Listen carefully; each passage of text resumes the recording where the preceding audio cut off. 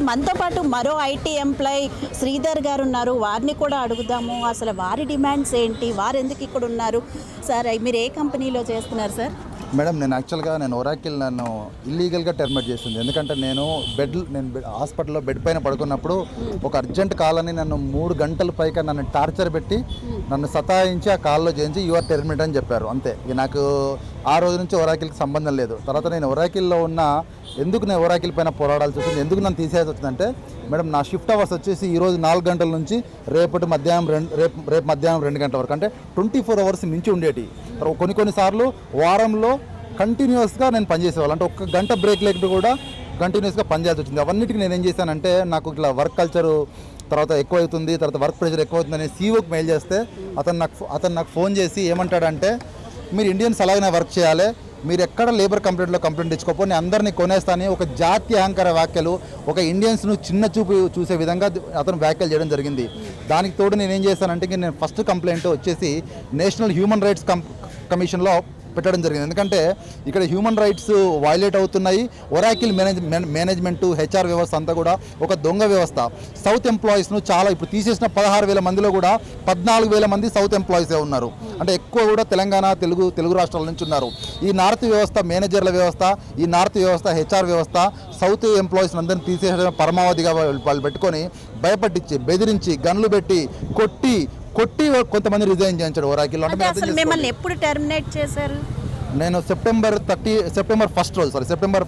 2025లో చేశారు. నన్ను టెర్మినేట్ అంటే ఏం లేదు, నాకు జూమ్ కాల్ జైన్ కమ్మన్నారు. నేను హాస్పిటల్లో ఉన్నాను, జైన్ కాలేని అన్నాను. వాళ్ళు ఏంటంటే లేదు ఒక క్లయింట్కి ఒక అర్జెంట్ ఒక 2 మినిట్సే టాక్ మాట్లాడాలి, నువ్వు మొబైల్ నుంచి లాగిన్ కమ్మని నేను మొబైల్లో జూమ్ లాగిన్ అయ్యారు, యువర్ టెర్మినేట్ అన్నారు. వాళ్ళందరూ నవ్వుకున్నారు. నువ్వు ఎందుకంటే 16 గంటలు నువ్వు పని చేయట్లేదు కాబట్టి నేను తీసేస్తున్నావు అని ఆ కాల్ అంతా నవ్వుకున్నారు ఆ జూమ్ కాల్లో. ఇంకా నన్ను యాక్సెస్ అంతా రివోక్ చేస్తారు. తర్వాత మీరు అంటే వేరే దాంట్లో ఏమైనా జాయిన్ అయ్యారా? లేదు మేడం, నాకు ఒరాకిల్లో పెండింగ్ అలవెన్సెస్ ఉన్నాయి. ప్లస్ నా అలవెన్సెస్, నా షిఫ్ట్ అలవెన్సెస్, నా తర్వాత నా ఇన్సూరెన్స్ బ్యాకప్లు అవన్నీ నేను క్లెయిమ్ చేసుకోవాలి. అవన్నీ నాకు వచ్చేంత వరకు కూడా నేను ఎక్కడా జాయిన్ గాను. నా ఒరాకిల్ పైన నా ఉద్యమం ఇలా కొనసాగుతూ ఉంటుంది. నేను నెక్స్ట్ వీక్ కూడా ఒరాకిల్ ఆఫీస్ ముందు మళ్ళీ ఒక ధర్నా చేయబోతున్నా. అంటే మీ ధర్నాలకి వాళ్ళు స్పందిస్తారు అని మీరు గట్టిగా నమ్ముతున్నారు? లేదు మేడం, యాక్చువల్గా అంటే ఇప్పుడు నా ఉద్యమం ఫస్ట్ నాతో స్టార్ట్ అయింది. తర్వాత భావన గారు వచ్చారు, తర్వాత ఇంకొంతమంది కూడా ఇప్పుడు ఒక 10 మంది బెంగళూరు నుంచి అట్లా ఇట్లా వచ్చారు. అంటే మేబీ కొంచెం కొత్తగా టైం పట్టుద్ది, కానీ వర్చువల్గా మాత్రం చాలా మంది సపోర్ట్ చేస్తున్నారు. ఇప్పుడు నా ఇన్స్టాలో ఒక పోస్ట్ పెట్టాను, ఇట్ క్రాస్ ఆల్మోస్ట్ 3 lakhs. అంటే వర్చువల్గా మాకు ఎంతమంది సపోర్ట్ చేస్తున్నారు అంటే చాలామంది సపోర్ట్ చేస్తున్నారు. అంటే ఇక్కడ ఏంటంటే ఒరాకిల్లో మెయిన్గా ఏంటంటే మానవ హక్కుల ఉల్లంఘన జరుగుతుంది. ఇప్పుడు ఎంప్లాయీస్ని కొట్టి బెదిరించి చంపుతామని చెప్పి రిజైన్ చేపిస్తున్నారు. మీరు ఏంటంటే ఇప్పుడు నిన్ననే స్వాతంత్ర 80వ స్వాతంత్ర దినోత్సవ వేడుకలు జరుపుకున్నాము. ఒక జనరల్ డయర్ అనే వ్యక్తి జలియన్ వాలాబాగ్లో లక్షలాది మంది ఊచకోతకు గురైనాడు. ఈ ఒరాకిల్ డయర్ అనే ల్యారీ ఎలిసన్ ఇక్కడ లక్షలాది మంది ఊచకోతకు ఎంప్లాయ్మెంట్ తీసేసి వాళ్ళ ఫ్యామిలీ కన్నీళ్ళు చూస్తున్నాడు. అంటే ఇప్పటి వరకు ఎక్కడైనా చూసారండి అసలు ఐటీ ఎంప్లాయీస్ ఇలా బయటకు వచ్చి ధర్నా చేయడం అంతాను? అంటే జనరల్గా కార్మికులు చేయడమో లేదంటే ఆటో వాళ్ళు అలాంటి వాళ్ళు అందరు చేస్తున్నారు. ఈ లక్షల జీతాలు ఉన్న వాళ్ళు కూడా ఇలా వచ్చి రోడ్లెక్కి ధర్నాలు చేస్తే పరిస్థితి ఎందుకు వచ్చిందంటే మేడం ఇదొక మన ప్రభుత్వ వైఫల్యము. ఎందుకంటే కార్పొరేట్ చట్టాలన్నీ కూడా వాళ్ళకు అనుకూలంగా ఉన్నాయి. ఏ కార్మికుడికి అంటే ఒక ఐటీ ఎంప్లాయీని కూడా ఒక కార్మికుడిగా చూస్తాను నేను. ఎందుకంటే వాళ్ళకి చాలామంది మీరు లక్షల్లో ఉంటారు, కానీ చాలామందికి కూడా 30,000, 20,000 అంటే ఒక ప్లంబర్ కంటే తక్కువ జీతం కూడా చాలామంది తీసుకునే వ్యక్తులు చాలామంది ఉన్నారు. అంటే ఒక కూరగాయలు అమ్మే వ్యక్తి కూడా రోజుకు కూడా ఒక 5,000, 4,000 సంపాదించుకుంటారు, కానీ నెలంతా కూడా 10,000 సంపాదించే వ్యక్తులు ఐటీలో చాలామంది ఉన్నారు.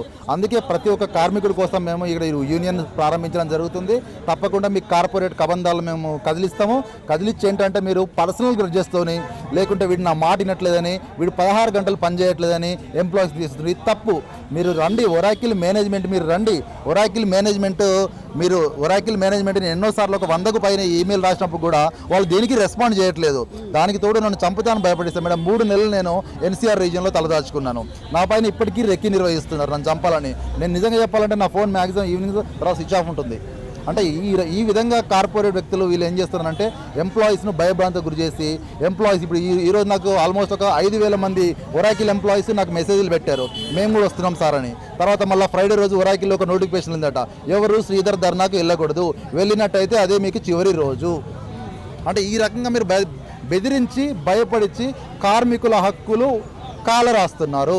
అంటే ఆల్రెడీ టెక్ మహేంద్ర ధర్నా చూశారు, వాళ్ళు కూడా దిగి వచ్చి ఆవిడతో మాట్లాడారు, అవన్నీ తర్వాత సంగతి. ఇప్పుడు ఒరాకిల్ వాళ్ళు అలా మీకోసం ఏమి దిగి వచ్చి రాదు మాట్లాడలేదు. మేడం. యాక్చువల్లీ మేడం నా ఉద్యమం స్టార్ట్ అయింది ఆల్మోస్ట్ 9 months 8 months అవుతుంది. ఒరాకిల్ వాళ్ళని ఎన్నోసార్లు వాళ్ళు పిలిచాను, ఈమెయిల్స్ రాశాను, వాళ్ళ నుంచి ఒక్కడంటే ఒక్కటి నాకు ఒక రెస్పాన్స్ ఇవ్వలేదు. ఈవెన్ 100కు పైగా ఈమెయిల్స్ నేను సీఓకి రాశాను, 100కు పైగా ఈమెయిల్స్ హెచ్ఆర్కి రాశాను, 100కు పైగా ఈమెయిల్స్ మేనేజ్మెంట్కి రాశాను, ఒక్కడంటే ఒకటి రాలేదు. ప్లస్ అక్కడ ఉన్న కొంతమంది అంటే దేశంలో మొట్టమొదటిసారిగా ఒరాకిల్ ఏం చేసిందంటే గూండాలను నియమించుకుంది. గూండాలు ఏంటంటే వాళ్ళు ఒరాకిల్లో ఎవరైతే రిజైన్ చేయరో వాళ్ళకు రూమ్లోకి పట్టుకెళ్ళి వాళ్ళని కొట్టి వాళ్ళని బెదిరించి అవసరమైతే వాళ్ళ బయట పర్సనల్ లైఫ్లో ఎంటర్ అయ్యి వాళ్ళ సోషల్ మీడియాలో వాళ్ళపైన దుష్ప్రచారం చేసి కూడా రిజైన్ చేస్తున్నారు. అంటే ఇక్కడ ఏంటంటే ఇదొక బ్రిటిష్ వ్యవస్థ కన్నా హీనంగా ఒరాకిల్ వ్యవస్థ తయారైంది. అంటే ఒరాకిల్ అనేది చాలా పెద్ద సంస్థ కదండి. మీలాగే మీ తోటి విద్యార్థులు అంటే ఉద్యోగులు ఎవరైనా కూడా ఇలా ఒప్పుకుంటారంటారా? ఇప్పుడు మీరు చెప్పినట్టు ఒరాకిల్ అంటేనే ఒక గూండాది ఇది అది అని ఒప్పుకుంటారు మేడం. అంటే చాలా మందికి తెలుసు. తప్పితే ఏంటంటే బయటకు వచ్చి ఎవరు కంప్లైంట్ చేయట్లేదు. కానీ నిజంగా చెప్పాలంటే ఏంటంటే ఒరాకిల్ గత సంవత్సరంలో టాపర్ మన ఇండియాలో 30,000 ఉద్యోగాలు తీసేసింది. రేపు September 1 August 31 రోజు కూడా మళ్ళీ ఒక 30,000-40,000 మంది ఉద్యోగాలు తీయడానికి రెడీగా ఉంది. ఆల్రెడీ మనకు న్యూస్లో కూడా చూస్తున్నాం మనము. అంటే ఒరాకిల్కి ఏం కావాలంటే వాళ్ళకు మేము ఎంతో కష్టపడి మీ కంపెనీ నిర్మించినాము, నష్టాల్లో ఉన్న కంపెనీలు లాభాల్లోకి తెచ్చాము, కానీ మీరు ఈరోజు ఏం చేస్తున్నారు? మీ అవసరం తీరిపోయాక ఎంప్లాయీస్ అందరూ రోడ్డు మీద పడేస్తున్నారు. అంటే మీకు మా కుటుంబాలను రోడ్డు మీద పడేస్తుంటాయి కదా. అంటే మీరు ఏంటంటే ఒక్క 6-6 AM ఒక మెయిల్ పంపి మీరు రిజైన్ చేయమంటే ఎట్లా అండి మేడం? మాకు టైం ఇవ్వండి. ఎందుకు తీసేస్తున్నారు? అంటున్నారు. ఇప్పుడు కుక్కని చంపాలంటే పిచ్చి కుక్కని ముద్ర వేయాలి. మీరు పిచ్చి కుక్కని ముద్ర వేస్తున్నారు, వల్ల తీసేస్తామని చెప్తున్నారు. మీరు అబద్ధాలు ఆడొద్దు. మీరు ఏంటంటే మీ కంపెనీ రిపోర్ట్స్ అన్నీ ఫేకు. మీరు ఏంటంటే మీరు లేబర్ కమిషనర్ కొంటా, లేకుంటే నేను లేబర్ మినిస్టర్ని కొంటా, లేకుంటే నేను ఇంకొక వాళ్ళని కొంటా వీళ్ళని కొంటా అని ఇండియన్స్ను చిన్న చూపు చూస్తున్నారు. మాకు మా కార్మిక చట్టాలపైన మా న్యాయ వ్యవస్థ పైన నమ్మకం ఉంది. మా పోరాటం ఇంతటితో ఆగదు. అవసరమైతే మేము జంతర్ మంతర్ను కూడా తాకుతాము. అవసరమైతే కార్పొరేట్ జనతా పార్టీ హైదరాబాద్ నుంచి ఆవిర్భవిస్తుంది.